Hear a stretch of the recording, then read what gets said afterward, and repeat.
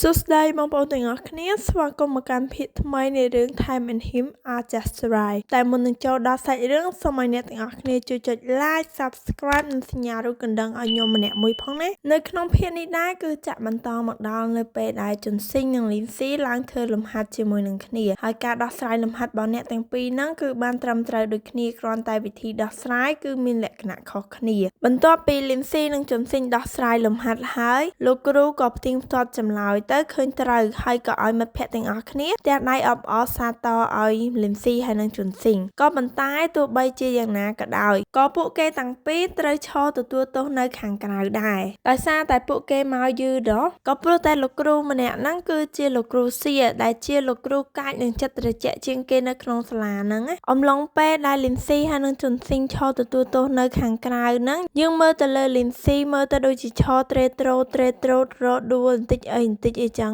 ណាបន្ទាប់មកលីនស៊ីក៏បានសួរទៅជន់ស៊ីងថាហេតុអីបានជាលោកគ្រូបណ្ដេញយើងទាំងពីរនាក់ចាញ់ទាំងដែលជាក់ស្ដែងយើងធ្វើលំហាត់បានសោះហ្នឹងហើយជន់ស៊ីងក៏តបទៅវិញថាហ្នឹងគឺដោយសារតែយើងមកយឺតខ្ញុំធ្លាប់ប្រាប់នាងថាលោកគ្រូគឺជាមនុស្សបែបម៉េចនិយាយគ្នាមិនបានប្រមាណផងដោយសារតែការឈររបស់នាងគឺមិននឹងណបានដួលទៅលើតួប្រុសរបស់យើងគឺជន់ស៊ីងហើយថែមទាំងតោងអាវរបស់គេទៀតដែលជាហេតុធ្វើឲ្យជន់ស៊ីងចេញសាច់ដ៏សខ្ចីរបស់គេបន្ទាប់ពីឃើញបែបហ្នឹងហើយលីនស៊ីក៏និយាយសុំទោសគេយ៉ាងលឿនហើយក៏ស្វាដៃរបស់នាងចាប់កៅអៅរបស់គេឡើងប៉ុន្តែជន់ស៊ីងមិនឲ្យនាងប៉ះគេហើយថែមទាំងនិយាយថាអញ្ចេះសំណាងហើយដែលនាងមិនបានទាញខោរបស់ខ្ញុំបន្ទាប់ពីអ្នកទាំងពីរក្រោកឡើងហើយលីនស៊ីនាងបានសួរទៅជន់ស៊ីងថាតើគេមានកើតអីអត់ជន់ស៊ីងក៏តបមកវិញថាខ្ញុំមិនកើតអីទេដរាបណានាងទុកឲ្យខ្ញុំនៅម្នាក់ឯងឮបែបហ្នឹងហើយនាងរៀងអេះអុញបន្តិចដែរប៉ុន្តែនាងក៏សួរទៅទៀតថាតើយើងអាចធ្វើជាមិត្តនឹងគ្នាបានអត់ហើយជន់ស៊ីងក៏តបទៅវិញថា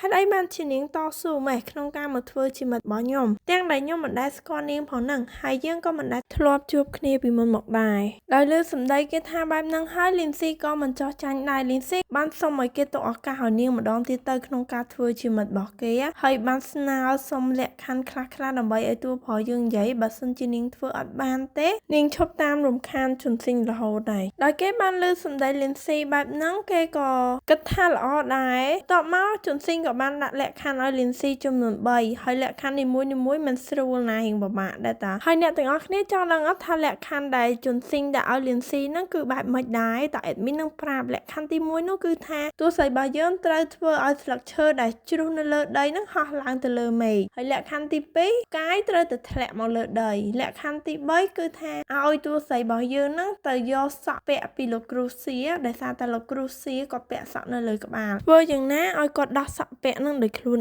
ឯងបន្ទាប់ពីជន់ស៊ីងនិយាយចប់ស្របពេលហ្នឹងក៏ផុតមកលោកគ្រូសៀល្មមហើយគេក៏ដើរចូលទៅក្នុងថ្នាក់បាត់ទៅមួយសន្ទុះក្រោយមកលីនស៊ីក៏ចាប់ផ្ដើមអនុវត្តលក្ខខណ្ឌទី1ដោយនាងបានបង្ហោះប៉េងប៉ោងម្ដងមួយទៅខាងលើដោយប៉េងប៉ោងទាំងអស់ហ្នឹងមានចងភ្ជាប់ជាមួយនឹងស្លឹកឈើហើយយើងក៏លេចទៅមើលអ្នកដែលកាត់ប៉េងប៉ោងបង្ហោះនឹងវិញមើលទៅលីនស៊ីនាងកាត់ដោយភាពសប្បាយរីករាយកាត់ដោយភាពញញឹមហើយនាងញញឹមស្អាតឃើញបែបហ្នឹងដែរមិត្តភក្តិរបស់ជន់ស៊ីងបានហៅជន់ស៊ីងមកមើលពេលហ្នឹងជន់ស៊ីងមកមើលតួស្អីយើងកាត់ឲ្យមកមើលស្នាមញញឹមរបស់តួស្អីយើងមើលទៅលើប៉ែប៉ះអងហ្នឹងហើយបូករួមជាមួយនឹងបរិយាកាសរបស់តួស្អីរបស់យើងពេលហ្នឹងទៀតគឺថារៀងចង់លងគេម្ដងដែរបន្ទាប់ពីនាងកាត់ពេប៉ោងហ្នឹងបង្ហោះម្ដងមួយរួចហើយពេលហ្នឹងដែរជន់ស៊ីងក៏បានចុះមករកលីនស៊ីក៏បានសួរបញ្ជាក់ទៅជន់ស៊ីងថាតើលក្ខខណ្ឌទី1របស់នាងទទួលបានជោគជ័យអត់តាមដែលយើងមើលទៅសកម្មភាពរបស់តួស្អីរបស់យើងគិតថាលីនស៊ីរបស់យើងហ្នឹងគឺទទួលបានជោគជ័យហើយតួប្រុសរបស់យើងក៏ឆ្ងល់ក៏ចង់ដឹងថាតើនាងនឹងធ្វើបែបម៉េចដើម្បីឲ្យកាយធ្លាក់មកដល់ដីបន្ទាប់ពីលើសំណួរជន់ស៊ីងសួរបែបហ្នឹងហើយលីនស៊ីបានអូសដៃជន់ស៊ីងទៅក្នុងបន្ទប់មួយបន្ទាប់ពីពួកគេទៅដល់ក្នុងបន្ទប់នឹងហើយលីនស៊ីបានបិទភ្លើងរួចបានប្រាប់ឲ្យជន់ស៊ីងបិទភ្នែកដើម្បីឲ្យនាងនាំជន់ស៊ីងទៅរកពន្លឺមួយនឹងនាងឧបកិច្ចថាពន្លឺនៅក្នុងកែវនឹងគឺជាផ្កាយជាដួងតារាដែលនៅលើដីបន្ទាប់ពីនាងនាំជន់ស៊ីងទៅដល់ទីកន្លែងនឹងហើយនាងបានប្រាប់ឲ្យជន់ស៊ីងបើកភ្នែកមើលផ្កាយទាំងអស់នឹងផ្កាយនៅក្នុងកែវមួយនឹងបន្ទាប់ពីជន់ស៊ីងបានឃើញផ្កាយដែលនៅក្នុងកែវនឹងហើយយើងបានឃើញថាលក្ខខណ្ឌទី2របស់តួស្អីរបស់យើងគឺ ទទួលបានជោគជ័យបន្ទាប់ពីលក្ខខណ្ឌទី2ទទួលបានជោគជ័យហើយជន់ស៊ីងពេលហ្នឹងបំភ័យតួស្រីយើងពីលក្ខខណ្ឌទី3របស់នាងថា Lindsay របស់យើងហ្នឹងគឺមិនអាចធ្វើបានទេដែលយកសក់លោកគ្រូសៀចេញពីក្បាលលោកគ្រូសៀយកសក់ពាក់របស់គាត់ហ្នឹងពីព្រោះតាំងពីគេរៀននៅនឹងមកគេអត់ដែលឃើញលោកគ្រូសៀអត់ដែលពាក់សក់អីគឺតែងតែពាក់សក់នឹងជាប់រហូតចឹងហើយលក្ខខណ្ឌទី3ដែលគេដាក់ឲ្យតួស្រីរបស់យើងហ្នឹងគេគិតថាតួស្រីរបស់យើងហ្នឹងធ្វើអត់បានទេបន្ទាប់ពីគេនិយាយរួចគេក៏ដើរចេញពីក្នុងបន្ទប់ហ្នឹងបាត់ទៅបន្ទាប់មកក៏ដល់ពេលសម្រាប់ញ៉ាំអាហារថ្ងៃត្រង់ល្មមយើងឃើញថាសិស្សគ្រប់គ្នាញ៉ាំអាហារថ្ងៃត្រង់របស់ពួកគេនៅក្នុងកង់ទីនសាលាហ្នឹងណានៅក្នុងកង់ទីនសាលាហ្នឹងក៏មានតួស្រីយើងម្នាក់ដែរដែលនាងញ៉ាំអាហារថ្ងៃត្រង់នៅហ្នឹងស្រាប់ពេលដែលនាងញ៉ាំអាហារថ្ងៃត្រង់នៅហ្នឹងមានមិត្តរួមថ្នាក់របស់នាងម្នាក់ដើរចូលមករួមតុជាមួយនឹងនាងហើយបានណែនាំឈ្មោះរបស់នាងថានាងហ្នឹងមានឈ្មោះថាជាងយីមានអត់មានសុំហៅគាត់ថាមានណាពេលហ្នឹងដែរមានបានសួរនាំតួស្រីរបស់យើងហើយក៏បានណែនាំអាហារដែលឆ្ងាញ់នៅវិទ្យាល័យឈុនហៃនឹងឲ្យតួស្រីរបស់យើងដឹងថាអាហារប្រភេទអីគេដែលឆ្ងាញ់ជាងគេដោយសារតែនាងរៀននៅទីហ្នឹងតាំងពីដើមមកអញ្ចឹងណាបន្ទាប់មកមានបានចាប់អាហារមួយដែលមានរសជាតិឆ្ងាញ់ឲ្យតួស្រីរបស់យើងភ្លក់ហើយតួស្រីរបស់យើងសរសើរថាអូអាហារហ្នឹងគឺឆ្ងាញ់ពិតមែនអញ្ចឹងណាហើយក្រោយមកពួកគេក៏និយាយពិភាក្សាគ្នាសួរគ្នាពីនេះពីនោះតាមបែបមិត្តភក្តិអីចឹងទៅលុះមកដល់ពេលរសៀលយើងឃើញថាលោកគ្រូគាត់បានបញ្ជាឲ្យសិស្សទាំងអស់គ្នាហ្នឹងរៀបចំបោសសម្អាតបរិវេណសាលាពីព្រោះខាងថ្នាក់លើហ្នឹងនឹងចោះត្រួតពិនិត្យសាលារបស់ពួកគេ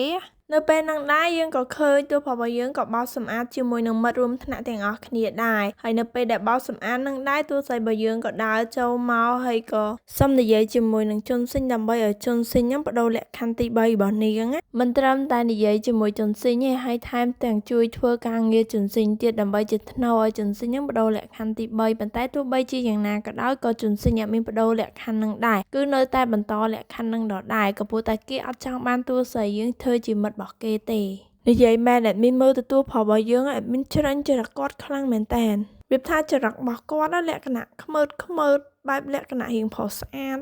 បន្ទាប់ពីពួកគេបោសសម្អាតបរិវេណនឹងរួចLindsay និងជន់ស៊ីងនឹងបានលាតផ្ទាំងពណ៌ក្រហមដ៏ធំមួយហើយអំឡុងពេលដែលពួកគេលាតផ្ទាំងពណ៌ក្រហមនឹងដែរស្រាប់តែមិត្តភក្តិរបស់តួប្រុសហើយនឹងមាននឹងរត់ដេញគ្នាតាំងពីណាមកទេមើលទៅនឹងលឿនខ្លាំងមែនតើហ្មងនឹងទប់លំនឹងខ្លួនឯងអត់បានណារត់ដួលទៅលើតួស្រីរបស់យើងបន្ទាប់ពីឃើញបែបហ្នឹងជន់ស៊ីងបានការពារLindsayដោយការទាញនាងកិច្ចពីអ្នកទាំងពីរអ្នកហ្នឹងរីឯផ្ទាំងដែលពួកគេកាន់អំបញ្ញមិញហ្នឹងគឺបានធ្លាក់ចុះទៅក្រោមធ្លាក់នៅលើឥដ្ឋមិនធ្លាក់បែរជាធ្លាក់ទៅលើក្បាលលោកគ្រូសៀនិងលោកគ្រូម្នាក់ទៀតដែលជាហេតុធ្វើឲ្យលោកគ្រូទាំងពីរហ្នឹងស្រវាទាញផ្ទាំងក្រហមមួយហ្នឹងចេញពីលើក្បាលពួកគាត់ណាអំឡុងពេលដែលគាត់ទាញផ្ទាំងមួយនឹងដែរមិនមែនជ្រុះតែផ្ទាំងពណ៌ក្រហមហ្នឹងឯណាប៉ុន្តែជ្រុះទាំងសក់ពាក់របស់គាត់ទៀតដែលជាហេតុធ្វើឲ្យគាត់ខឹងខ្លាំងមែនតើស្រាប់ពេលហ្នឹងដែរLindsayនាងពិតជាសប្បាយចិត្តខ្លាំងមែនតើក៏ព្រោះតែលក្ខខណ្ឌទី3របស់នាងហ្នឹងគឺទទួលបានជោគជ័យបានន័យថាទាំង3លក្ខខណ្ឌដែលជន់ស៊ីងដាក់ឲ្យនាងហ្នឹងគឺនាងទទួលបានជោគជ័យទាំងអស់ចឹងហើយពួកគេទាំងពីរនាក់នឹងក្លាយជាមិត្តនឹងគ្នា